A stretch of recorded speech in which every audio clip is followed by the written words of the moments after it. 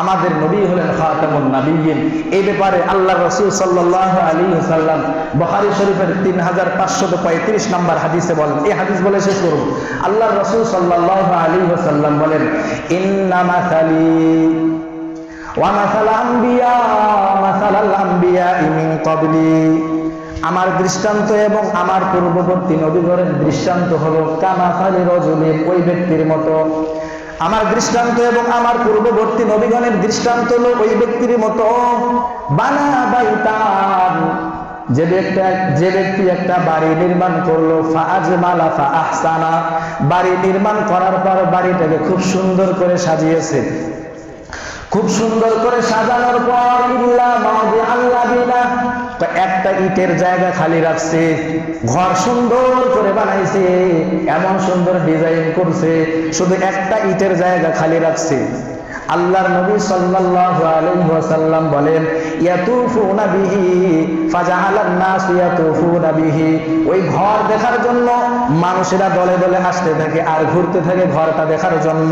ওয়ায়াজাবুনা লা, ঘর দেখে আর আশ্চর্য বোধ করে। যদি এখানে একটা ঘর নির্মাণ করা হয়, প্রাসাদ বড় সুন্দর করে সাজানো হয়, তো মানুষ তো দলে দলে আসবে দেখার জন্য। এখন আয়েশা যদি দেখে কি এত সুন্দর একটা ঘর, একটা ইটের জায়গায় খালি, এটা অসুন্দর দেখায়। তো আল্লাহর নবী বলেন, এই লোকটা সুন্দর করে ঘর বানাইলো, একটা ইটের জায়গা খালি রাখছে, অসুন্দর দেখা যায়। আল্লাহর নবী বলেন, ফাআনা তিলকাল লাবিনা, আমি হলাম ঘরের ওই ইটটা, যে ইটটা এখনো খালি আছে, যে ইটটা এখনো লাগানো হয় নাই, যে ইটের কারণে এত সুন্দর ঘরটা অসুন্দর দেখা যায়, আমি হলাম ওই ইট। ওয়ানা খাতামুন নাবিয়্যিন লা নাবিয়্যা বাদি, আমি ইটের মাধ্যমে নবুয়তের সিলসিলা আল্লাহ তাআলা বন্ধ করে দিবেন। সুবহানাল্লাহ। তাহলে নবীজি বললেন, আমি হলাম শেষ নবী। ওই যে ব্যক্তি ঘর বানাইলো, ইট খালি রাখছে, আমি হলাম ওই ইট, আমার মাধ্যমে আল্লাহ তাআলা নবুয়তের দরজা একেবারে বন্ধ করে দিবেন। তাহলে বলেন, আমাদের নবীর পর কেউ যদি নিজেকে নবী দাবি করে, তাহলে সে কি হবে? কাফের। সে কি?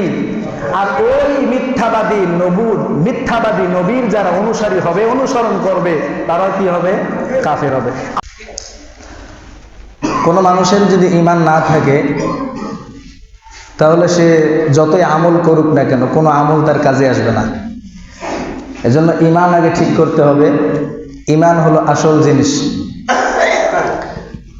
এই ঈমানের সাথে সম্পর্ক, আমাদের আকীদা হলো বিশ্ব নবী মুহাম্মদুর রাসূলুল্লাহ সাল্লাল্লাহু আলাইহি ওয়াসাল্লাম, তিনি হলেন শেষ নবী। ঠিক না?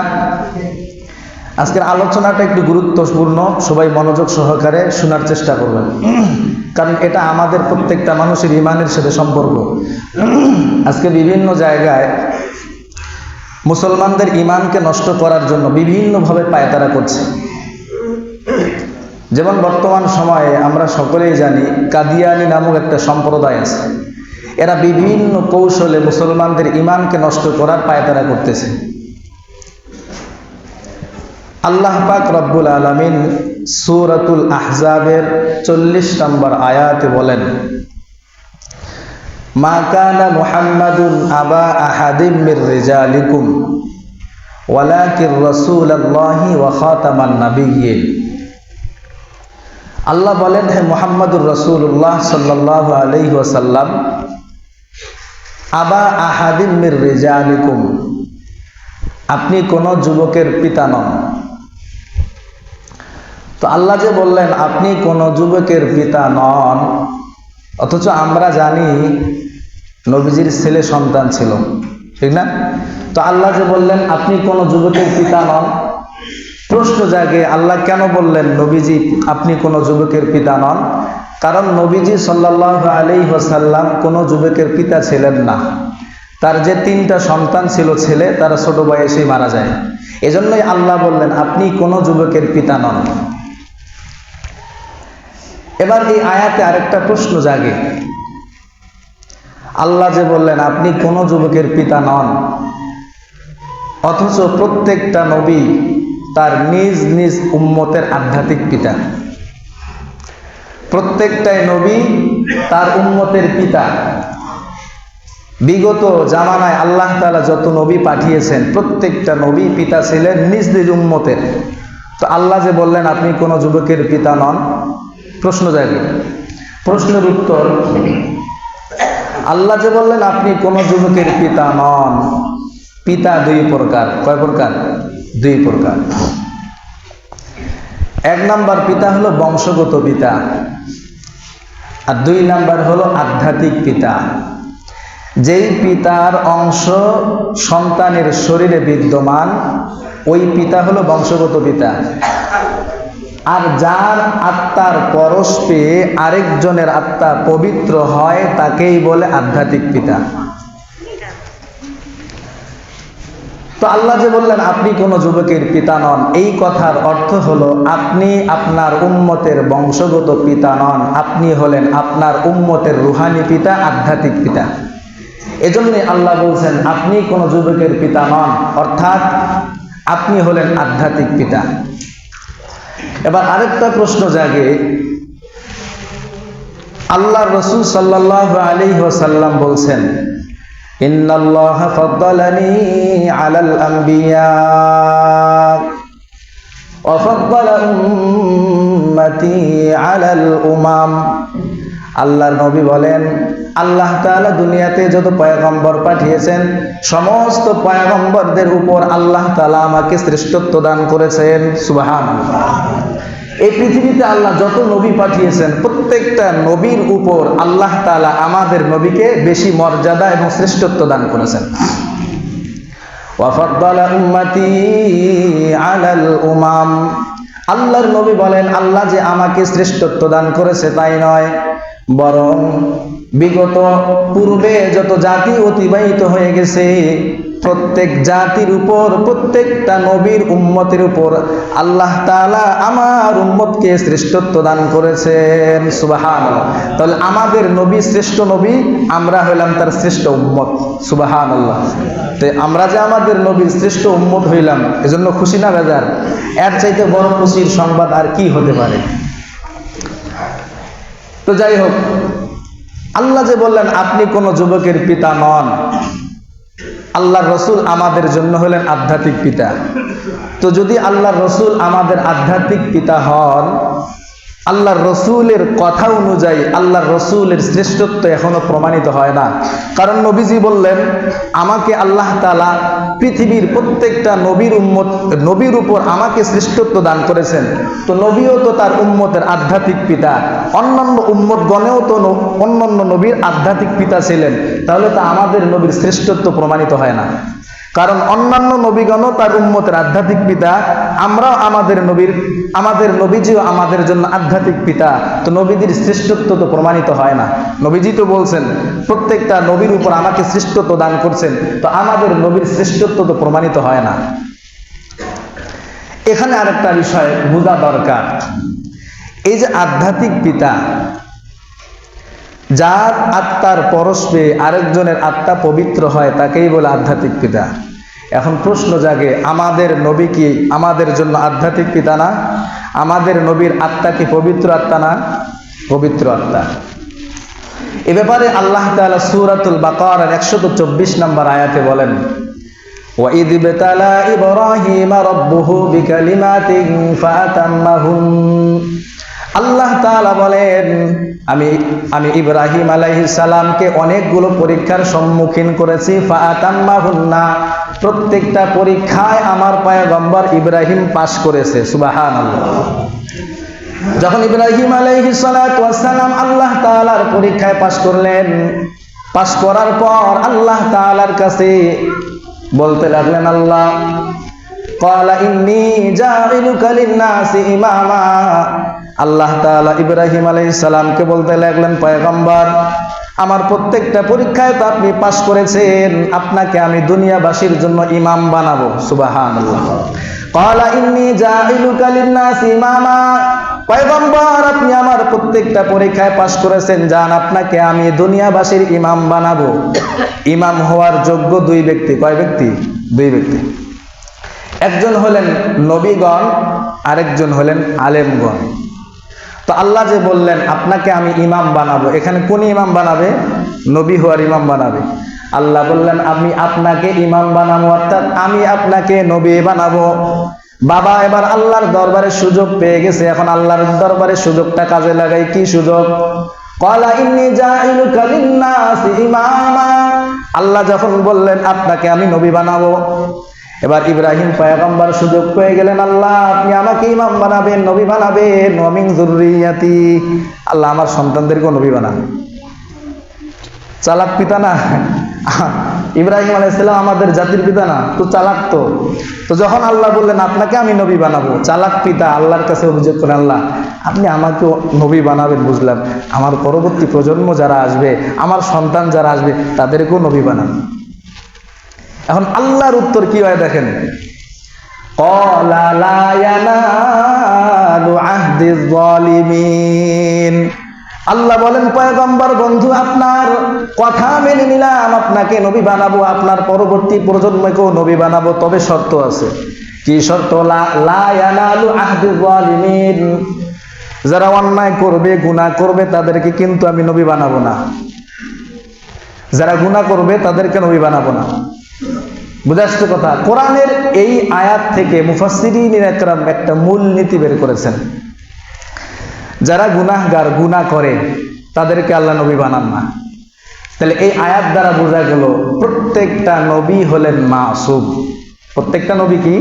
মাসুম, কোনো নবীর গুনাহ নাই। আমাদের সমাজে কিছু ভাই আছে, নবীগণের বিচ্ছিন্ন ঘটনাকে কেন্দ্র করে তারা নবীদেরকে গুনাহগার সাব্যস্ত করতে চায়। যদি আপনি আমি নবীগণকে গুনাহগার সাব্যস্ত করি বিচ্ছিন্ন ঘটনাকে কেন্দ্র করে, তাহলে আপনি সঠিকপন্থী মুসলমান হতে পারবেন না, আপনি বেঠিকপন্থী মুসলমান। কারণ আপনি যখন নবীগণের কোনো বিচ্ছিন্ন ঘটনাকে কেন্দ্র করে তাদেরকে গুনাহগার সাব্যস্ত করবেন, আল্লাহর কোরআনের মূলনীতি লঙ্ঘন করলেন। আল্লাহর কোরআনের মূলনীতি লঙ্ঘন করে কেউ সঠিকপন্থী মুসলমান হতে পারে না। এজন্য আহলে সুন্নাত ওয়াল জামাতের একটা আকীদা বিশ্বাস হলো নবীগণ মাসুম। নবীগণ কি? সবাই বলেন তো, নবীগণ কি? মাসুম। এজন্যই আল্লাহ বলেন যারা গুনাহ করবে তাদেরকে আমি নবী বানাবো না।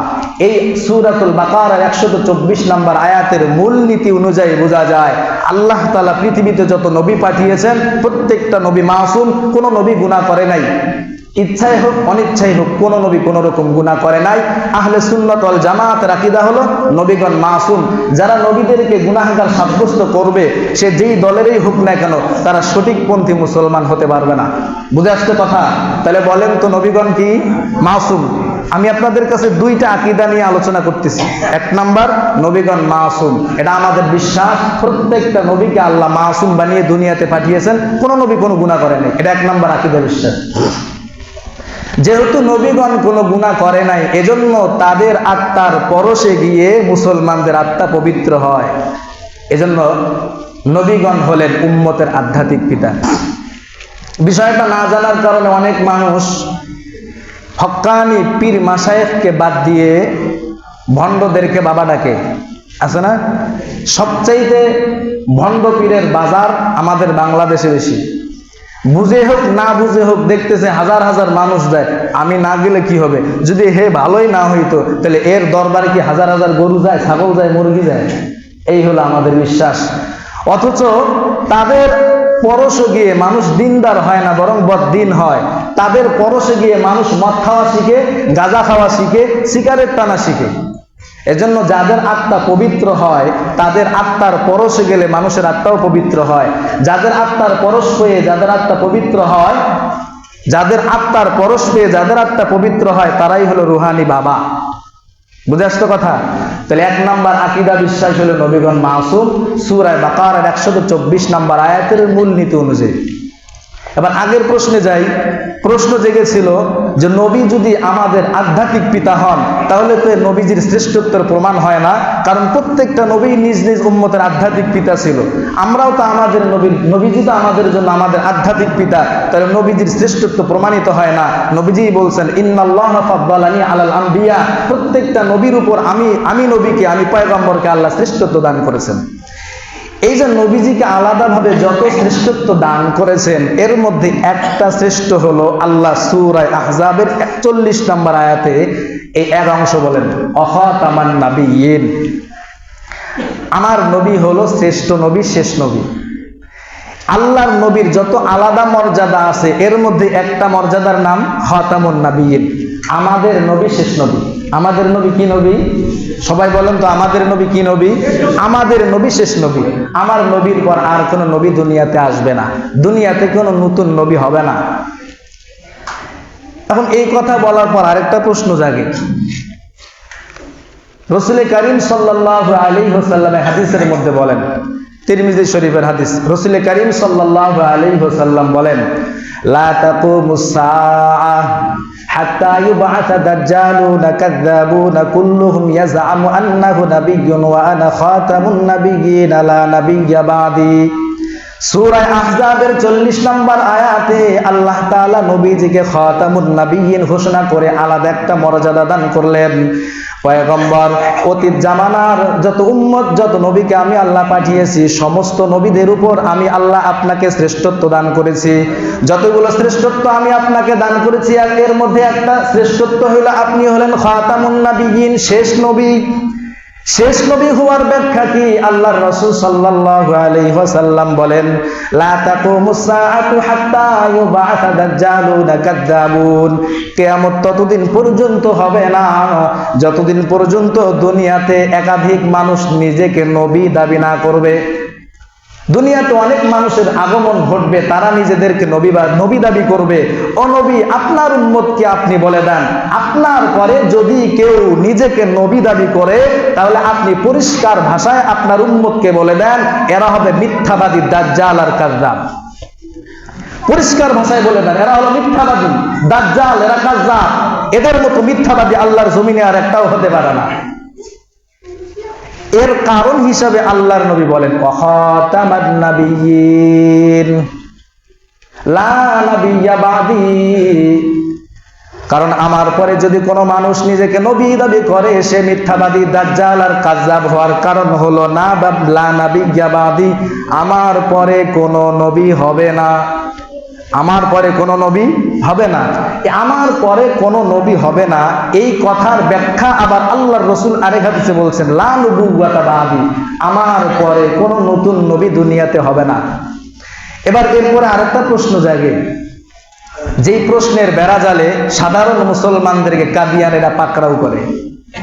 এই আলোচনাটা কেন করতেছে জানেন? গত 3 দিন থেকে একজন কাদিয়ানীর সাথে আমার লড়াই হইতেছে। 3 দিন আগে একজন কাদিয়ানী একটা ভিডিও ছাড়ছে, তো ভিডিওর পরিপ্রেক্ষিতে আমি তাকে প্রশ্ন করেছিলাম, আমার প্রশ্নের একটা উত্তরও দিতে পারেনি। পরিশেষে সাধারণ মুসলমানদেরকে যেভাবে গোমরা করে এমন একটা প্রশ্ন আমাকে করছে। প্রশ্নটা করছে কি? প্রশ্ন করছে জানেন? কয় ঠিক আছে বুঝলাম, মুহাম্মদুর রাসূলুল্লাহ সাল্লাল্লাহু আলাইহি ওয়াসাল্লামের পরে যদি কোন নবী না হয় তাহলে ঈসা আলাইহিস সালাম আসবেন কেন? এই যে একটা প্রশ্ন, এই প্রশ্নের বেড়াজালে ফেলে সাধারণ মুসলমানদেরকে কাদিয়ানী বানার পায়তারা করে তারা। এখন এই প্রশ্নটা যদি আমাকে না করে আপনাদেরকে করতো, আপনারা তো ঠিকই বলতেন, হ্যাঁ আমাদের নবী যদি শেষ নবী না হয় তাহলে আমাদের নবীর পর ঈসা আসবেন কেন?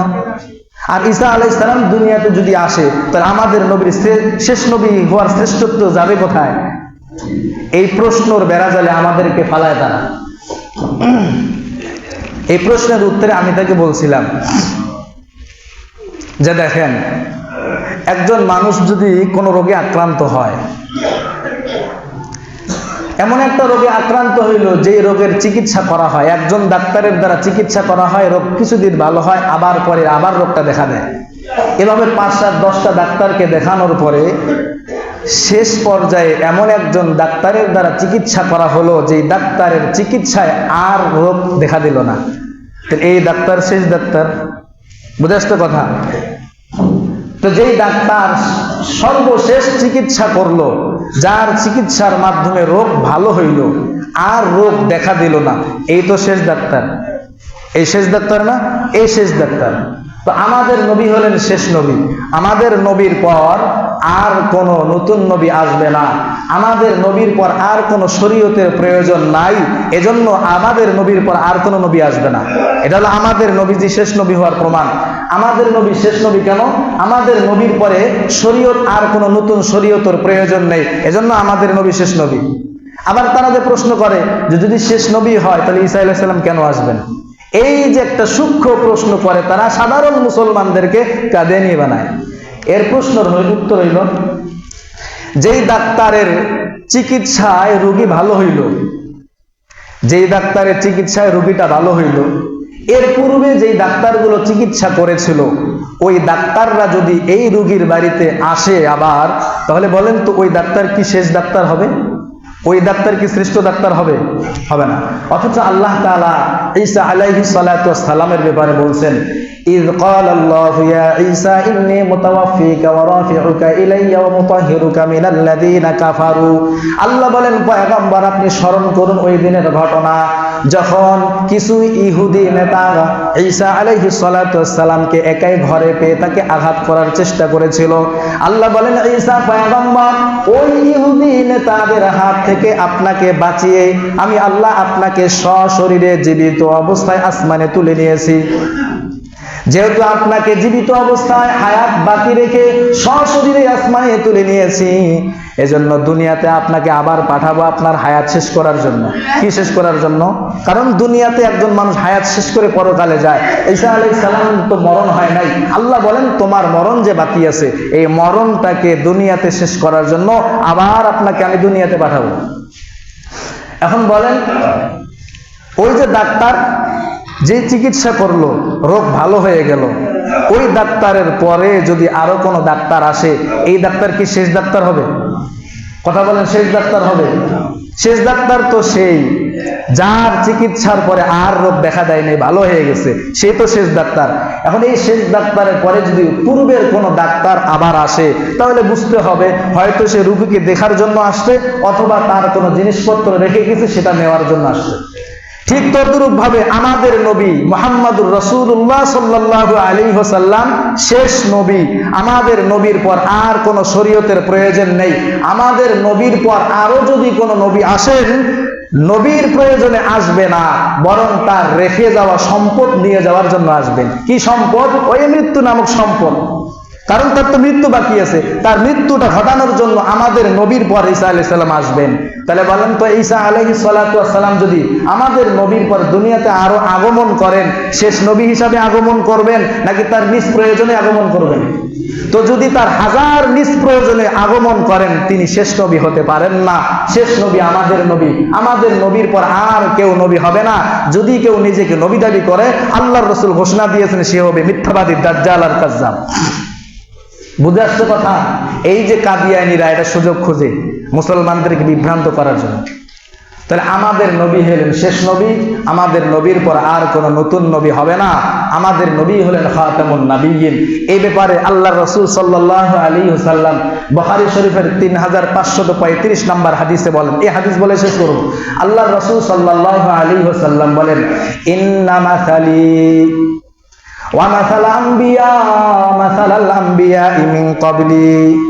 আমার দৃষ্টান্ত এবং আমার পূর্ববর্তী নবীগণের দৃষ্টান্ত হলো কামাসালি রাজুলিন, ওই ব্যক্তির মতো। আমার দৃষ্টান্ত এবং আমার পূর্ববর্তী নবীগণের দৃষ্টান্ত হলো ওই ব্যক্তির মতো। বানা বাইতান, যে ব্যক্তি একটা বাড়ি নির্মাণ করলো, ফাআজমালা ফাআহসানা, বাড়ি নির্মাণ করার পর বাড়িটাকে খুব সুন্দর করে সাজিয়েছে। খুব সুন্দর করে সাজানোর পর ইল্লা মাউদিআল লাবিনা, একটা ইটের জায়গা খালি রাখছে। ঘর সুন্দর করে বানাইছে, এমন সুন্দর ডিজাইন করছে, শুধু একটা ইটের জায়গা খালি রাখছে। আল্লাহর নবী সাল্লাল্লাহু আলাইহি ওয়াসাল্লাম বলেন, ইয়াতুফুনা বিহি ফাজাআলান নাস ইয়াতুফুনা বিহি, ওই ঘর দেখার জন্য মানুষেরা দলে দলে আসতে থাকে আর ঘুরতে থাকে ঘরটা দেখার জন্য। ওয়ায়াজাবুনা লা, ঘর দেখে আর আশ্চর্য বোধ করে। যদি এখানে একটা ঘর নির্মাণ করা হয়, প্রাসাদ বড় সুন্দর করে সাজানো হয়, তো মানুষ তো দলে দলে আসবে দেখার জন্য। এখন আয়েশা যদি দেখে কি এত সুন্দর একটা ঘর, একটা ইটের জায়গায় খালি, এটা অসুন্দর দেখায়। তো আল্লাহর নবী বলেন, এই লোকটা সুন্দর করে ঘর বানাইলো, একটা ইটের জায়গা খালি রাখছে, অসুন্দর দেখা যায়। আল্লাহর নবী বলেন, ফাআনা তিলকাল লাবিনা, আমি হলাম ঘরের ওই ইটটা, যে ইটটা এখনো খালি আছে, যে ইটটা এখনো লাগানো হয় নাই, যে ইটের কারণে এত সুন্দর ঘরটা অসুন্দর দেখা যায়, আমি হলাম ওই ইট। ওয়া আনা খাতামুন নাবিয়্যিন লা নাবিয়্যা বাদি, আমি ইটের মাধ্যমে নবুয়তের সিলসিলা আল্লাহ তাআলা বন্ধ করে দিবেন। সুবহানাল্লাহ। তাহলে নবীজি বললেন আমি হলাম শেষ নবী। ওই যে ব্যক্তি ঘর বানাইলো, ইট খালি রাখছে, আমি হলাম ওই ইট, আমার মাধ্যমে আল্লাহ তাআলা নবুয়তের দরজা একেবারেই বন্ধ করে দিবেন। তাহলে বলেন, আমাদের নবীর পর কেউ যদি নিজেকে নবী দাবি করে তাহলে সে কি হবে? কাফের। সে কি? আর ওই মিথ্যাবাদী নবীর যারা অনুসারী হবে, অনুসরণ করবে, তারা কি হবে? কাফের হবে। আমাদের সমাজে কিছু মানুষ বুঝে হোক না বুঝে হোক চুপ থাকার চেষ্টা করে। এত বড় বিশাল বড় একটা ব্যাপার কেমনে তাদের ব্যাপারে লাগাই? তারা কাদিয়ানি, যারা কাদিয়ানি তারা কাফের কি কাফের না এটা আমরা কিভাবে বলবো? এটা আল্লাহই ভালো জানে। এটা হলো বৈরাগী মুসলমান, এর ভিতর মুসলমানিত্ব নাই। যারা এই কথা বলবে কাদিয়ানিরা কাফের কি কাফের না আমরা জানি না, আমরা বুঝি না, আমরা এই ব্যাপারে বুঝতে হবে সেও কাফের। কারণ যাকে আল্লাহ স্বয়ং কাফের বলছে তাকে যদি আপনি কাফের না বলেন তো কাকে কাফের বলবেন? আমাদের সমাজে কিছু সুশীল সমাজ আছে, এরা বলে কাদিয়ানি কাফের কি কাফের না আমরা এগুলো বলবো না, এটা আল্লাহ বিচার করবে। এরা আসলে বুঝে না যে একজন মানুষ কোন গুণে মুসলমান হয় আর কোন গুণে কাফের হয়। এই জিনিসটা না জানার কারণে এরা এই ফাউতিয়াবাজি করে। আপনি কেন মুমিন, আমি কেন মুমিন বলতে পারবো না? আমি মুমিন 6 গুণে বিশ্বাসী হওয়ার কারণে। কয় গুণ? ইমানে মুফাসসাল আমরা সবাই পড়ছি না? সবাই পড়ছি। এই 6 গুণ যখন আপনি বিশ্বাস করবেন তখন না আপনাকে মুমিন বলা হবে। আর আপনি যদি এই 6 গুণের কোনো একটা গুণকে অস্বীকার করেন আপনি তো মুমিন থাকতে পারবেন না। তখন আমাদের বলার দায়িত্ব আসবে যে আপনি মুমিন না, আপনি কাফের। কেন? তাই আল্লাহ যে 6 গুণের উপর বিশ্বাস স্থাপনের কথা বলছেন, আপনি তো 6 গুণের একটা গুণকে অস্বীকার করলেন, তো আপনি তো কাফের। তো যে মানুষের এই কথা বলে কাদিয়ানি কাফের কি কাফের না আমরা জানি না, আমরা তাদেরকে এটাও বলবো তুমি কোন গুণে মুসলমান তুমি তো নিজেই জানো না। 6 গুণে যারা বিশ্বাসী তাদেরকে বলা হয় মুমিন, আর 6 গুণের কোন একটা গুণকে যারা অস্বীকার করে তারা হবে কাফের। এই 6 গুণের মধ্যে একটা গুণ, 3 নাম্বার গুণ অকুতুবিহি, আল্লাহর কিতাবকে বিশ্বাস করা লাগবে। কোরআন আল্লাহর কিতাব, এই কিতাবের সূরা আহজাবের 40 নাম্বার আয়াতে আমার আপনার নবীকে আল্লাহ খাতামুন নাবিয়্যিন ঘোষণা করেছেন, আমার আপনার নবীকে আল্লাহ তাআলা শেষ নবী ঘোষণা করেছেন। এখন সূরা আহজাবের 40 নাম্বার আয়াত মানা না মানা মানে আল্লাহর কোরআনকে না মানা, আল্লাহর কোরআনকে না মানা মানে ওই 6 গুণের একটা গুণকে অস্বীকার করা। আর যারা 6 গুণের একটা গুণকে অস্বীকার করে তারা জিন্দেগি তো মুসলমান থাকতে পারে না। আমার কথা কি বুঝা আসছে? তাহলে কাদিয়ানিরা যারা মুসলমানদেরকে ধোকায় ফেলে কাদিয়ানি বানাইতে চায়, এক কথায় আমরা কোরআন এবং হাদিসের মাধ্যমে জানতে পারি কাদিয়ানিরা স্পষ্ট কাফের। এখন এরা সুযোগ সন্ধানী। এখন প্রথমে যখন আপনাকে ধরবে তারা কৌশল অবলম্বন করবে। কি কৌশল জানেন? যেটা আমার ক্ষেত্রে করছে। আমার ক্ষেত্রে কি করছে? কয় আমরা তো মুহাম্মদুর রাসূলুল্লাহ সাল্লাল্লাহু আলাইহি সাল্লামকে শেষ নবী মানি। প্রথমে আপনাকে ধোকায় ফেলবে, আমরা তো তাকে শেষ নবী মানি, আমরা এটা আমাদের এটা আকীদা। আমাদের কাদিয়ানি গোলাম মাহমুদ কাদিয়ানি সেও তো মুহাম্মদুর রাসূলুল্লাহকে শেষ নবী মানে। এই যে একটা কৌশল অবলম্বন করে আপনাকে আগে তাদের গ্রুপে ঢোকাবে, ঢুকায় নিয়ে এমন আকীদা বিশ্বাস আপনাদেরকে ছড়িয়ে দিবে আপনি আর জিন্দেগিতে মুমিন থাকতে পারবেন না। এই কাদিয়ানিরা কৌশলে মুসলমানদেরকে ধোকা দিয়ে কাফের বানাচ্ছে। এজন্য কথাগুলো এজন্যই বলতেছি, কারণ যার সাথে আমার এই কথাবার্তা হয়েছে এর বাড়ি কিন্তু পঞ্চগড়ে কাদিয়ানিদের আখড়া। অনেক মানুষকে তারা কাদিয়ানি বানিয়েছে। এর আগেও তারা পঞ্চগড়ে সমাবেশ করার জন্য পরিকল্পনা করেছিল, করে নাই? অনেক ইমাম আলেমদেরকেও তারা আঘাত করেছিল। এজন্য আমাদের প্রত্যেকটা মুসলমানদেরকে সজাগ হতে হবে কাদিয়ানিদের চক্রান্তে যেন আমরা কোনো একটা মুসলমান পা না দিই। পারবো তো ইনশাআল্লাহ? যেখানে দেখবেন কাদিয়ানিরা, আমরা প্রত্যেকটা মানুষ কাদিয়ানিদেরকে কাফের মনে করি। কি মনে করি বলেন তো? কাদিয়ানিকে কাফের বললে কিন্তু সওয়াব আছে, গুনাহ নাই। কাদিয়ানিদেরকে কাফের বললে কি আছে? সওয়াব আছে। কেন? আল্লাহ তো এদেরকে কাফের বলছে। এরা মুসলমান নাম লাগাইয়া মুসলমানদেরকে কাফের বানায়। বুঝেছে কথা? মদের বোতলে যদি হালাল লেখা থাকে সেই মদ কি হালাল হয়? বলেন, মদের বোতলে হালাল লেখা থাকলেই কি মদ হালাল হয়? কাদিয়ানিরা যতই তারা নিজেদেরকে মুসলমান দাবি করুক না কেন, যতই তারা নিজেদেরকে মুসলমান দাবি করুক না কেন, মুসলমান লেবেল লাগাক না কেন, তারা মুসলমান হতে পারে না। তারা মুসলমান নামের গাদ্দার, তারা মুসলমান নামের কাফের। এরা কাফের ছাড়া আর কিছুই হতে পারে না। বুঝে আসছে কথা? এজন্য তাদের ফাঁদে পা দিবেন না। অনুরোধ, আল্লাহ তাআলা আমাদের সবাইকে এই কাদিয়ানি নামক ফিতনা থেকে হেফাজত করুন। সবাই বলেন আমিন। কাদিয়ানীদের ধর্মমত প্রচারে একটা ইতিহাস আছে, এই 1 মিনিটে শেষ করবো। ইতিহাসটা হইল, যখন ভারত উপমহাদেশে শাহ ওলিউল্লাহ মুহাদ্দিস দেহলভী রহমাতুল্লাহ একটা ফতোয়া জারি করেছিলেন যে ইংরেজদের থেকে ভারত উপমহাদেশ রক্ষা করা প্রত্যেকটা মুসলমানদের ইমানি দায়িত্ব, প্রত্যেকটা মুসলমানদের উপর ফরজ। যখন আব্দুল আজিজ রহমাতুল্লাহ এই ফতোয়া জারি করেছিলেন, প্রত্যেকটা মুসলমান তাদের বিরুদ্ধে মাঠে নেমেছিল। যখন ইংরেজ শাসকরা, ইংরেজরা বুঝতে পারলো যে না রে, মুসলমানদের থেকে আমাদের ক্ষমতা তো রক্ষা করা যায় না, এখন কি করতে হবে, এরা কৌশল অবলম্বন করলো। কি কৌশল অবলম্বন? মুসলমানদেরকে ধোঁকা দেওয়ার জন্য মুসলমানদের থেকে কিছু আলেম নামের গাদ্দারকে খরিদ করা দরকার। তখন তার আলেম নামের গাদ্দার খরিদ করলো। একজন ছিল এই গোলাম আহমদ কাদিয়ানী, আরেকজন ছিল আহমদ রেজা খাঁ, আরেকজন ছিল মোহাম্মদ হুসাইন বাটালবি। এই 3 জন গাদ্দার আলেমকে তারা ক্রয় করছিল মুসলমানদের বিরুদ্ধে লড়াই করার জন্য।